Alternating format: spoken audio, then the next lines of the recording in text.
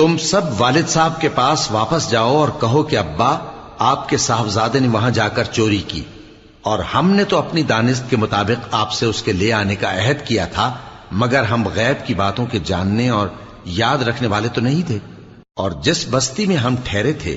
وہاں سے یعنی اہل مصر سے اور جس قافلے میں آئے ہیں اس سے دریافت کر لیجئے، اور ہم اس بیان میں بالکل سچے ہیں۔ جب انہوں نے یہ بات یعقوب سے آ کر کہی تو انہوں نے کہا کہ حقیقت یوں نہیں ہے، بلکہ یہ بات تم نے اپنے دل سے بنا لی ہے، تو صبر ہی بہتر ہے۔ عجب نہیں کہ اللہ ان سب کو میرے پاس لے آئے، بے شک وہ علم والا ہے، حکمت والا ہے۔ اور ان کے پاس سے چلے گئے اور کہنے لگے کہ ہائے افسوس یوسف پر، ہائے افسوس، اور رنج و الم میں ان کی آنکھیں سفید ہو گئیں اور ان کا دل غم سے بھر رہا تھا۔ بیٹے کہنے لگے کہ واللہ آپ تو یوسف کو